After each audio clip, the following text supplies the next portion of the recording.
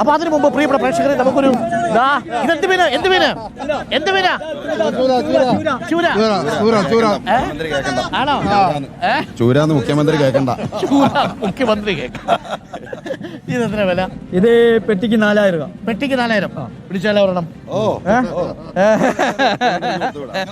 മുഖ്യമന്ത്രിക്ക് കൊടുത്തുവിടാം. ബേപ്പൂരിലെ പോലെ ഇത്രയും സ്നേഹമുള്ള സത്യസന്ധരായ നിങ്ങളിപ്പൊ പറഞ്ഞാൽ വരുമ്പോഴേക്കാർ മീൻകറി വെക്കും ഇവിടെ. പുറത്തുനിന്ന് വരുന്നവരെ അതിഥികളെ സ്വീകരിക്കാൻ ഇത്രമാരം മര്യാദ. പിന്നെ വേറൊരു കാര്യമാണ് ശ്രദ്ധിക്കണം, ഈ പോർട്ടിന്റെ അവസ്ഥകൾ കാണുന്നുണ്ടല്ലോ, ഈ ഫിഷിലെ ഇത്രയും വൃത്തികെട്ട ഹീനമായ അവസ്ഥയിലും ഇവർ കാണിക്കുന്ന മര്യാദ, ക്ഷമ ഒരു തുള്ളി വെള്ളം ഇവിടെ കുടിക്കാണ്ടോ നോക്കുന്നത്. ഒരു സംഗതി ഇവിടെ ഇല്ല. കയ്യും കാലം കഴുകാൻ വരെ ഒരു പൈപ്പില്ല.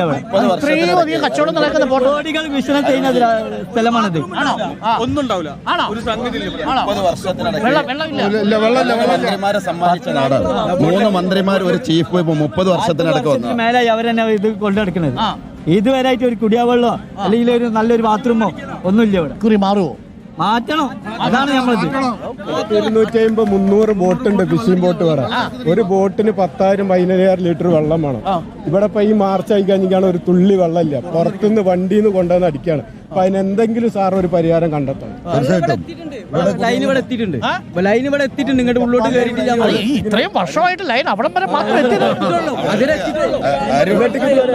പിന്നെ ഇവിടെ 2,000-3,000 പേര് ജോലി ചെയ്യുന്ന സ്ഥലമാണ്. എത്ര? 3,000 പേര്. ഒരു തട്ടിലോ മുട്ടിലോ വന്നു കഴിഞ്ഞാൽ ഒരു ഡിസ്പെൻസറി പോലുള്ള ഒരു കാര്യങ്ങളൊന്നും ഇല്ല.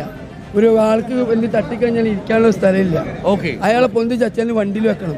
ബോട്ടിൽ ആർക്ക് എന്ത് പറ്റിക്കഴിഞ്ഞ് ഇങ്ങോട്ട് വന്നു കഴിഞ്ഞാൽ അയാൾ അച്ഛനെ പിടിച്ചുകൊണ്ട് വണ്ടി വെക്കണം.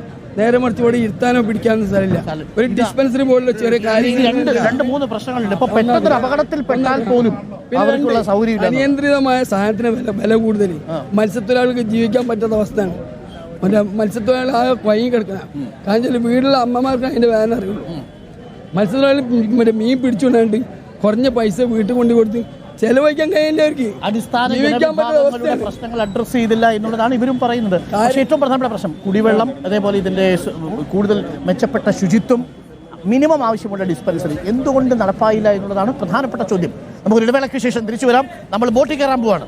അപ്പോൾ ബോട്ടിൽ കയറാമല്ലോ? ശരി, അപ്പോൾ നമുക്ക് ബോട്ടിലേക്ക് കയറിയിട്ട് വളരെ പെട്ടെന്ന് തിരിച്ചു വരാം. അപ്പോൾ ചെറിയ ഇടവേള. നിങ്ങൾ കണ്ടുകൊണ്ടിരിക്കുന്നത് ചുടുകാപ്പിയും ചുടുവാർത്തയും വാർത്താവിശേഷങ്ങളുമായി കോഫി വിത്തരും. ഇപ്പോൾ സമയം 8 മണി കഴിഞ്ഞ്